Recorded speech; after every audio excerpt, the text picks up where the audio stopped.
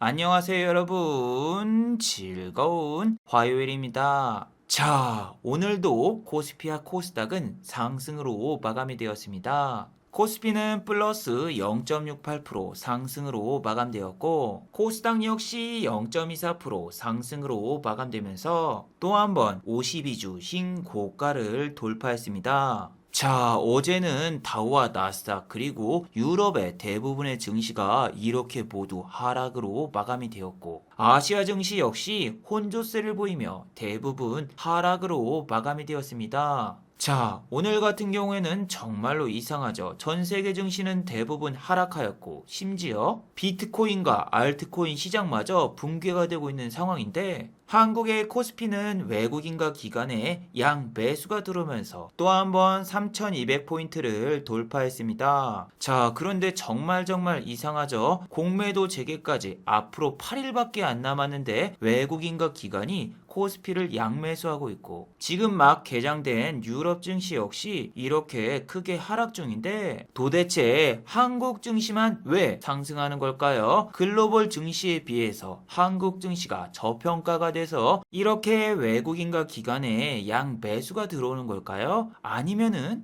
지금 현재 비트코인이 일주일 연속 급락이 나오고 있고, 비트코인이 이제는 7천만 원 선도 붕괴가 되었습니다. 그래서 갈 곳을 잃은 증시 대기 자금들이 다시 한번 주식시장으로 몰려 들어와서 한국 증시가 상승하는 걸까요? 아니면 아까 말씀드린 대로 공매도를 하기 위해서 외국인 투자자와 기관 투자자가 억지로 코스피와 코스닥을 끌어올리고 있는 걸까요? 오늘 이 시간에 한번 알아보도록 하죠. 자, 지금 시각이 3시 45분입니다. 시간의 단일가 유럽장, 미국장, 그리고 야간 선물도 다 끝나지 않았습니다. 그래서 매까지는 배제를 해보고 진행해 보도록 하겠습니다. 자, 그럼 먼저 해외 시황과 국내 시황, 그리고 오늘의 특징주를 한번 살펴보도록 하겠습니다. 자, 그럼 먼저 해외 시황입니다. 자, 먼저 다우지수입니다. 다우는 어제 마이너스 0.36% 하락으로 마감이 되었습니다. 장중에 단 한 번도 상승하지 못했고 종가까지 계속 안 좋은 모습을 보였어요.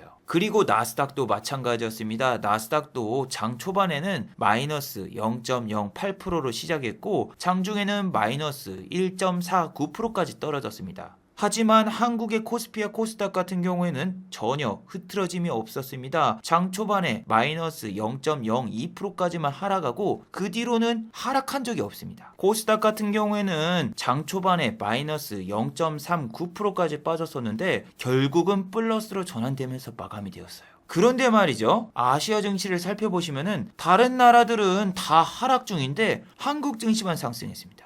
이건 여러분 어제 이 영상을 통해서도 말씀을 드렸지만 이제는 공매도 재개까지 2주도 안 남은 시간이라서 외국인이 지금 이렇게 코스피를 순매수하는 것도 한국 시장이 저평가라서 매수하기보다는 공매도를 치기 위해 일부러 지금 주식을 사는 그런 느낌이 많이 들거든요. 실제로 얼마 전 비트코인 가격도 김치 프리미엄이라고 하죠. 외국과 한국의 비트코인의 가격이 너무나 많이 차이가 납니다. 실제로 여기 차트를 보시면은 외국에선 비트코인이 6천만 원대였는데 한국에서는 8,100만 원대 거래가 됐습니다. 물론 지금은 비트코인이 미국에서 많이 하락해서 한국도 비트코인 시장이 많이 빠졌지만 아직도 김치 프리미엄이 20%가 넘어요. 그래서 지금 코인 시장에 거품이 너무 많이 껴서 이렇게 지금 코인 시장도 조정이 찾아오고 있는데 올해 2월 달에도 3월 달에 공매도가 재개가 된다고 해서 외국인 투자자가 2월 초부터서 계속 매수를 했거든요. 그러다가 갑자기 공매도 부활이 5월로 미뤄졌다. 뉴스가 나오자마자 외국인 투자자가 미친 듯이 한국 시장을 떠나면서 매도를 했는데 그때도 여러분 아시아 증시에서 한국만 올랐고 더 무서운 건 뭐냐면은 그때도 일본이 긴급 사태를 선언하면서 아시아 증시에서 일본만 급락을 했었거든요. 근데 지금 또 일본이 긴급 사태를 선언한다는 이야기 때문에 오늘 마이너스 2%대 하락이 나왔죠. 아니 지금 여러분 잘 생각해 보시면은 한국에 호재 뉴스는 없습니다. 확진자 수도 예전에 비해서 상당히 많이 늘어났고 경제 정상화도 올해 안엔 불가능하죠. 한국의 백신 접종률 같은 경우에는 37개의 OECD 국가 중에서 35위, 꼴찌에서 2등입니다. 기사를 한번 살펴보시면은 인구가 100만 명 이상인 나라에서 한국 같은 경우에는 접종률이 0.05%로 OECD 국가 중에서 꼴찌에서 2등입니다. 미국 같은 경우에는 경제 정상화 기대감에 이렇게 상승하고 있다고 해도 과언이 아닌데 한국 같은 경우에는 백신 부족 현상으로 인해서 경제 성장률도 오히려 낮추고 있는 상황이죠. 그래서 지금 외국인이 코스피에 선물이라던가 혹은 현물을 매수해도 엄청 세게 매수하거나 그러진 않습니다. 특히 삼성전자라던가 하이닉스를 매수하는 게 아니라 SK텔레콤이라던가 삼성바이오로직스, 포스코 등 개인들이 많이 사는 코스피 상위 종목을 피해서 매수하고 있죠. 그래서 삼성전자와 SK 하이닉스를 가지고 있으신 분들은 정말 애가 타죠. 지수는 코스피 3200을 돌파했는데도 불구하고 삼성전자는 계속 횡보 내지 하락을 하고 있고 SK 하이닉스 같은 경우에는 15만원을 돌파하고 오히려 계속 빠지면서 14만원도 붕괴된 상황이죠. 그리고 셀트리온 같은 경우에도 마찬가지죠. 지난번에 코다리19 치료제 유럽 긴급 사용 신청 검토라는 뉴스 때문에 주가를 밑에서 갑자기 10% 가까이 상승을 시키더니 그 뒤로 단 한 번의 고점 돌파 없이 계속 미끄러지면서 오늘 같은 날에도 하락으로 마감이 되었어요. 그리고 코스닥 시가총액 9위 HLB 같은 경우에도 지난번 무상증자 뉴스와 치매 치료제 뉴스를 띄우면서 3만원짜리 주식을 48,000원까지 주가를 끌어올렸었지만 고점에서 개인 투자자만 계속 매수하면서 물려있고 외국인과 기관은 잠깐 들어오면서 단타를 치고 나가고 있죠.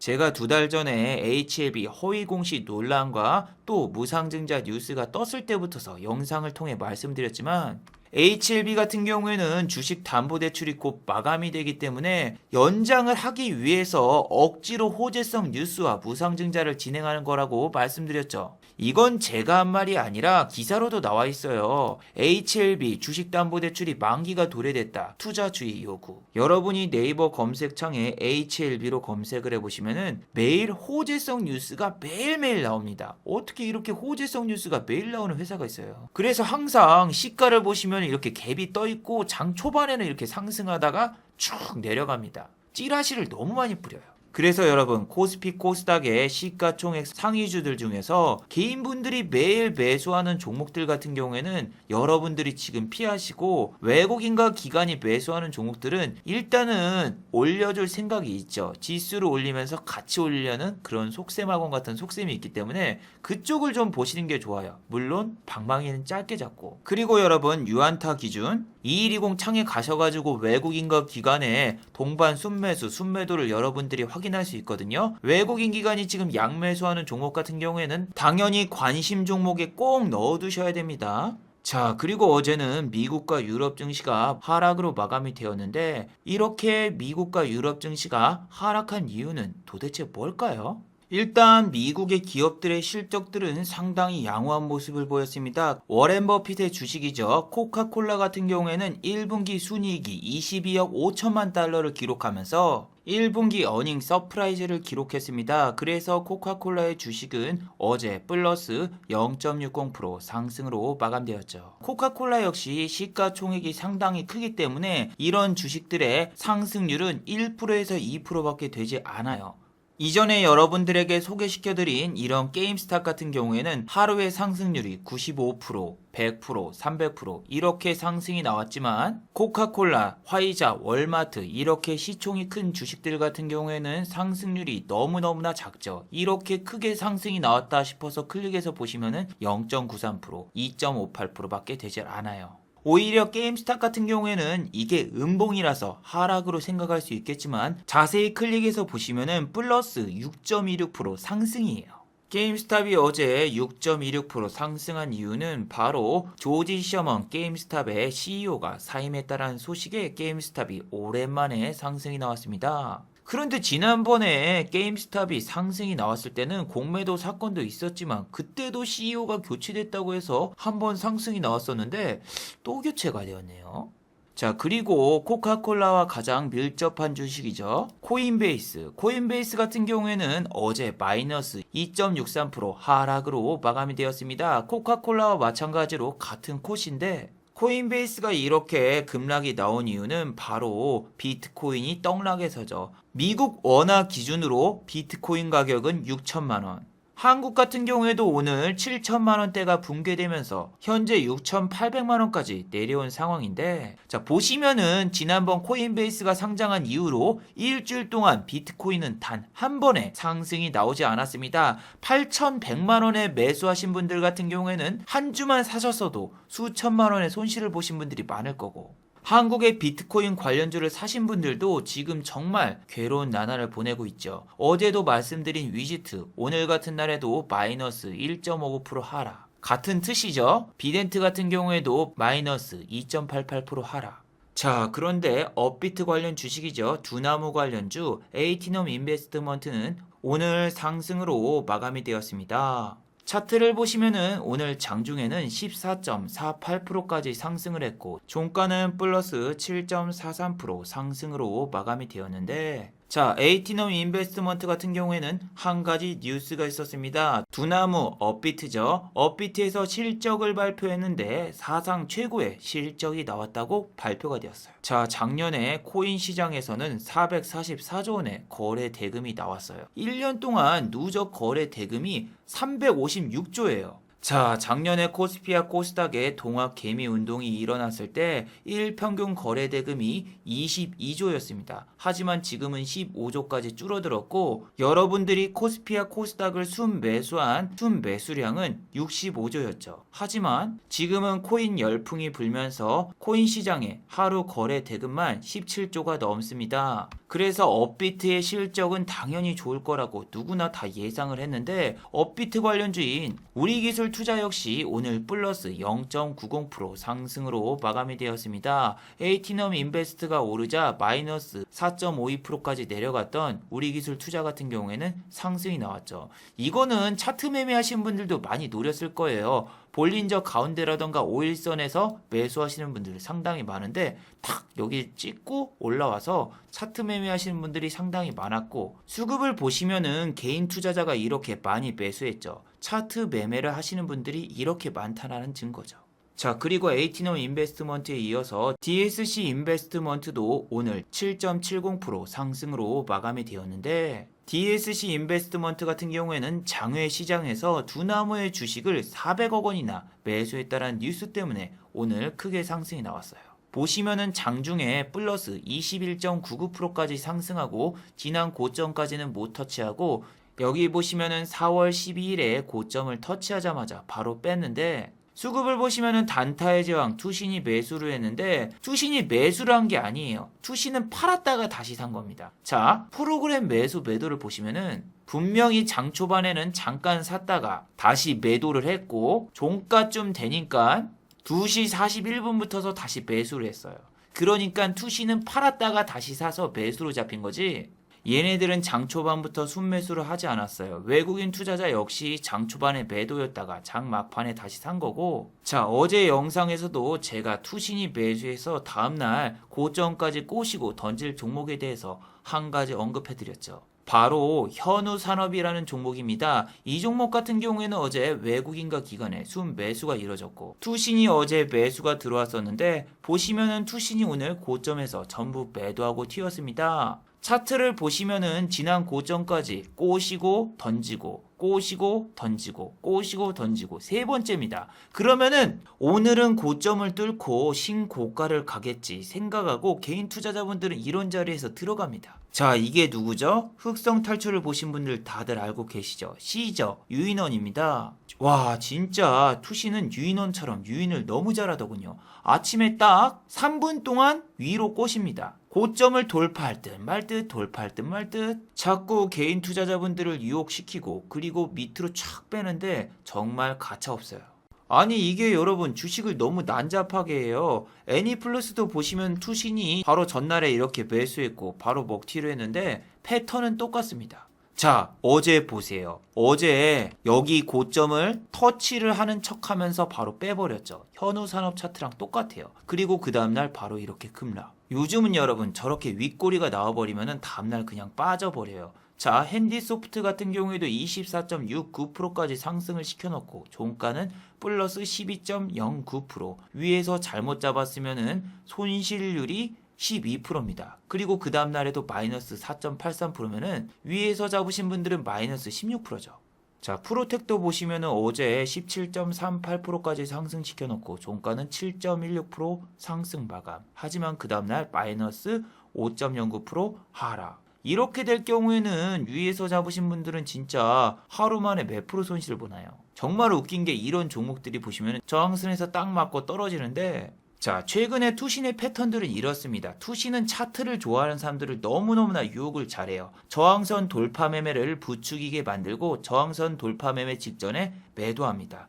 그리고 여러분들이 좋아하는 5일선이나 21선에서 반등이 나와 매수를 해요.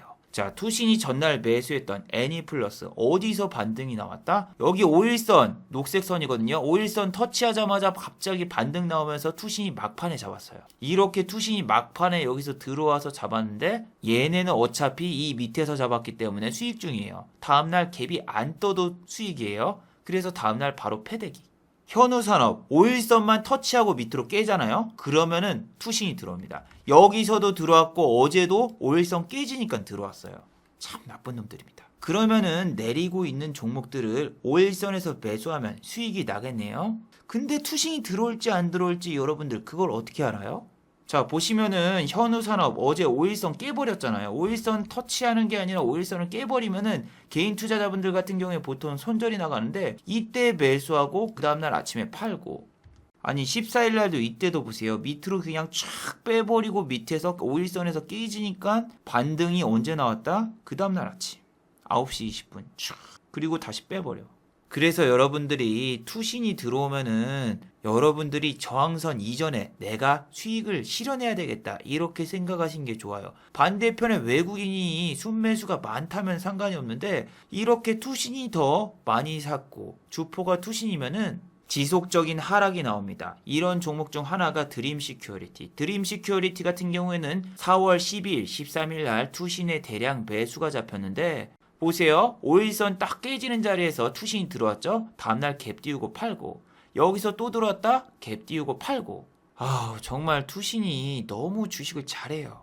그리고 아침에 저는 깜짝 놀란 게 뭐냐면은 보시면은 삼성전자, 하이닉스 같은 경우에는 시간에 매도 물량이 쌓여 있죠. 이거는 전날 미국 증시하고 유럽 증시가 내렸기 때문에 개인 투자자분들이 이렇게 시간에 단일가에서 매도하려고 하고 있는 건데 증시가 전혀 빠지질 않아요. 아침에 당연히 마이너스 한 0.5까지 내려가겠구나 싶었는데 내려가는 기색도 없고, 장 시작하자마자 개인 투자자분들은 코스피와 코스닥을 순 매수로 했습니다. 내리는 종목이 더 많아도 개인이 순 매수를 하더군요. 개인이 오늘 가장 많이 매수한 코스피 종목은 셀트리온과 현대차입니다.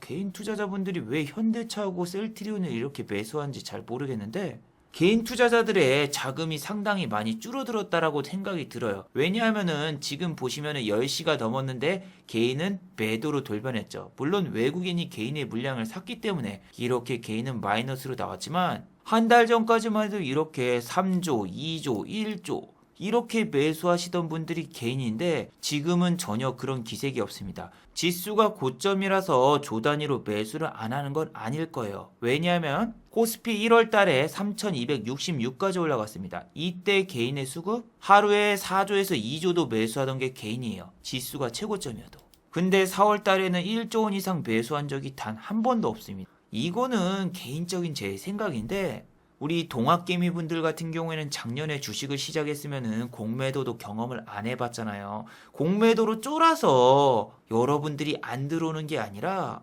이건 어디까지나 제 개인적인 생각입니다. 개인 투자자분들 같은 경우에는 매수 대기 자금이 줄어든 이유가 코인 시장의 하락으로 인해서 코인 쪽에 돈이 몰려 있어요. 그리고 주식 시장 같은 경우에도 아까 보시면은 셀트리온이라던가 현대차 혹은 HLB 이런 시가총액 상위주 중에서 횡보 내지 하락하는 종목에 돈이 묶여 있고, 또 반대로 주식시장에서도 손실을 보고 코인 시장에서도 손실을 봐서 개인 투자자분들이 시장을 많이 떠난 게 아닌가, 이런 생각도 들더군요. 자, 여러분 이런 걸 한번 보세요. 이게 차트가 너무 작아서 그렇지 장난 아니거든요.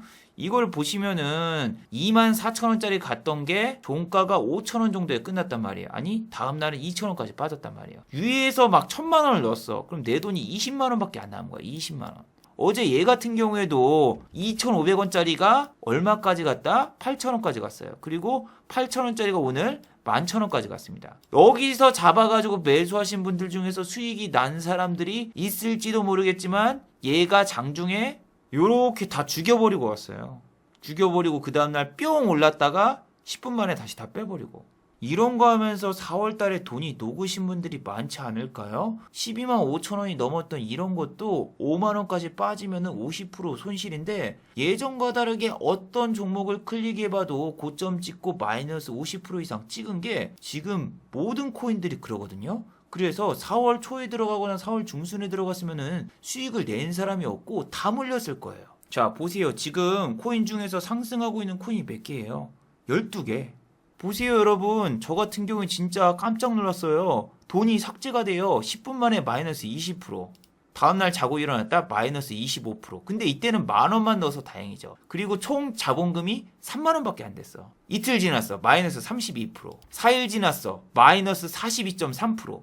다 이럴걸요? 근데 더 무서운 게 뭐다? 제가 매수했을 때가 317원이었어요. 그럼 이 이그니스라는 코인은 지금 얼마일까요? 162원. 제가 샀던 거보다 훨씬 가격이 내린 거죠. 저 같은 경우에는 운 좋게 여기서 반등이 나와서 저는 탈출하고 나왔습니다. 그런데 문제가 출금 수수료가 1,000원이더군요. 예, 제가 3만원으로 1%를 벌어서 30원인가 300원을 벌었거든요. 근데 출금 수수료가 1,000원이야. 그럼 이 1,000원이 아까워서 어떡해? 1,000원이라도 벌어야 되겠다 하고 또 매매를 하게 되죠. 네, 1,000원만 벌자 생각을 하고 100만 원을 넣어서 6만 원을 찍었습니다. 6%를 먹어가지고 106만 2천 원이 됐습니다. 하지만 여기 앞에를 일자로 바꾸고 싶었어. 110만 원만 벌고 나가자. 사람이 참 간사하죠. 1,000원만 벌자 이랬던 사람이 6만 원을 벌었어. 근데 10만 원만 벌고 나가자. 정말 욕심이 커요. 자, 인간이 어떻게 하면 욕심으로 멸망하느냐를 보여드리도록 하겠습니다. 자, 여기 보시면은 보유 자산이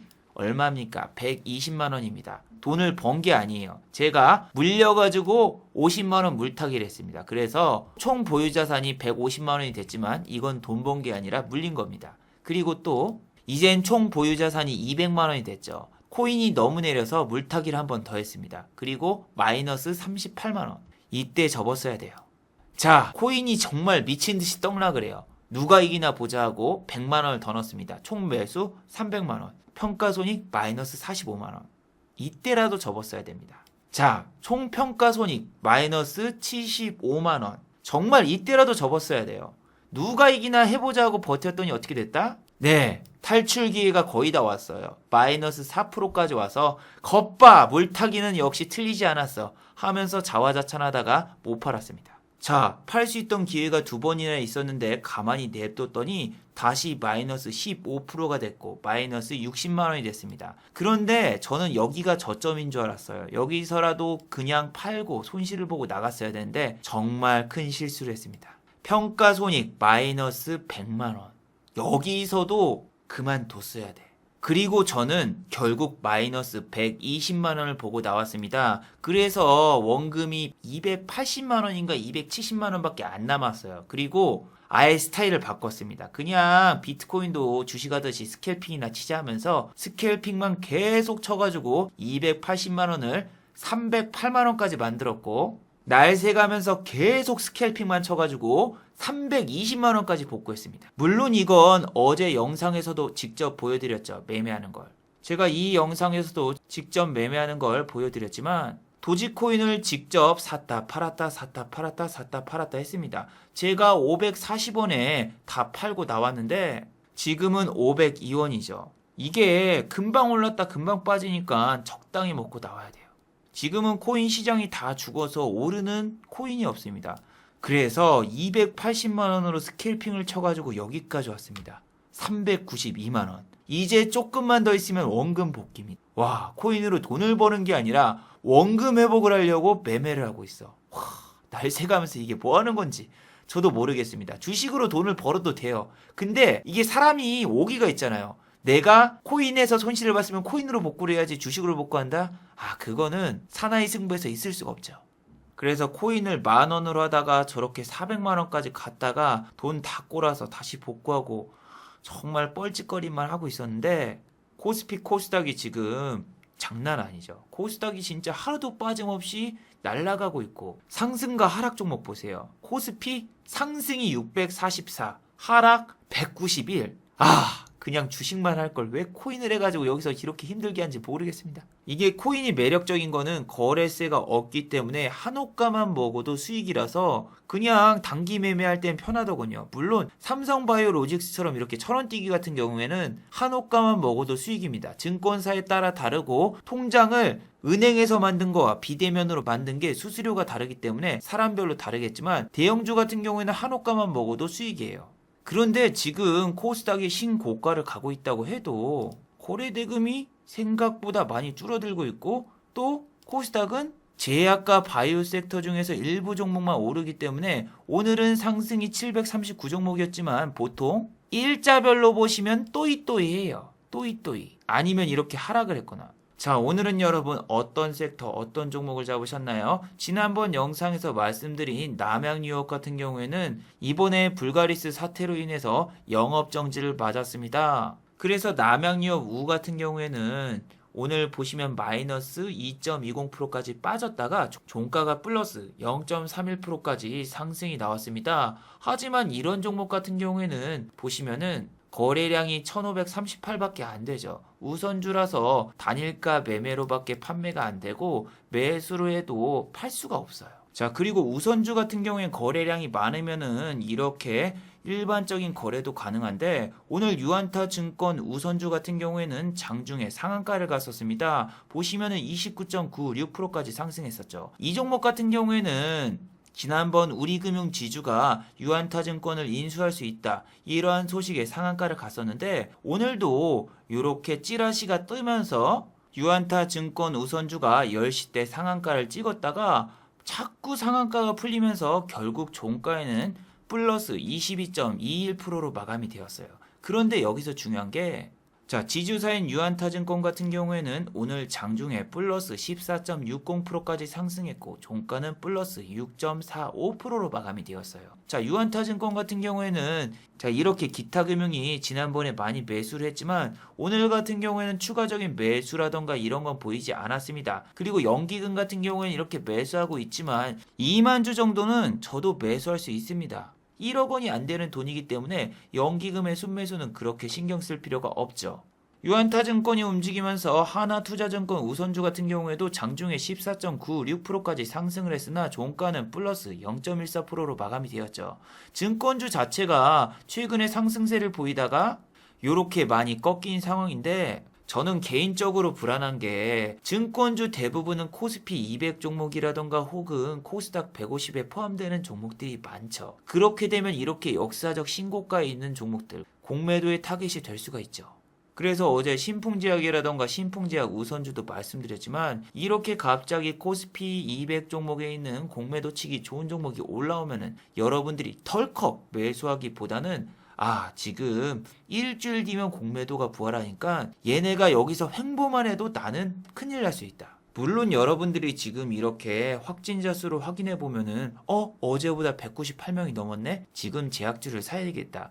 이렇게 생각하고 새우깡처럼 그 주식에 손이 갈 수도 있지만 전 되게 보수적으로 봅니다. 왜냐하면은 지금 보낼 수 있는 종목 같은 경우에도 안 보내고 사람을 지치게 만들고 그 다음에 움직이는 주식들이 많거든요. 하나마이크론 제가 이런 데서 너무나 횡보를 많이 해서 지루해 죽겠다라고 얘기했는데 사람을 정말 미쳐버리게 한 다음에 가는 거죠. 4월 6일부터서 4월 20일이면은 여러분 2주예요. 2주 동안 횡보를 시켜놓고 어제 착 올랐어. 근데 이날 들어가봤자 12,500원에서 또 맞고 떨어지겠지 이런 생각밖에 안 들어서 13,000원까지 홀딩하기 솔직히 힘들거든요. 저는 원래 반도체주를 주력으로 하지만 갑자기 반도체 공급 수급이 부족하다.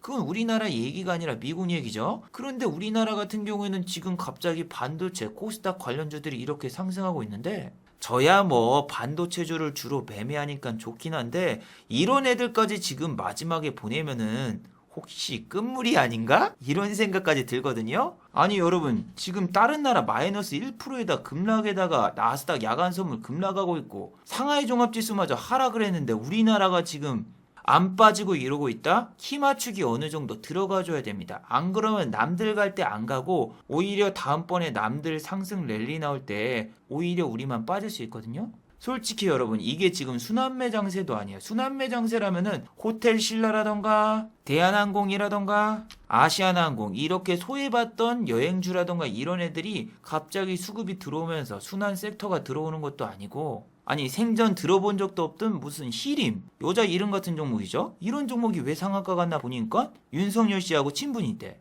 승일? 이번엔 뭐 철수야 영이야? 얘도 설마 윤석열 씨 테마주인가? 네, 정말 그렇죠. 무슨 사람 이름처럼 생긴 주식들이 윤석열 씨하고 엮여 있다고 전부 다 상한가 가고.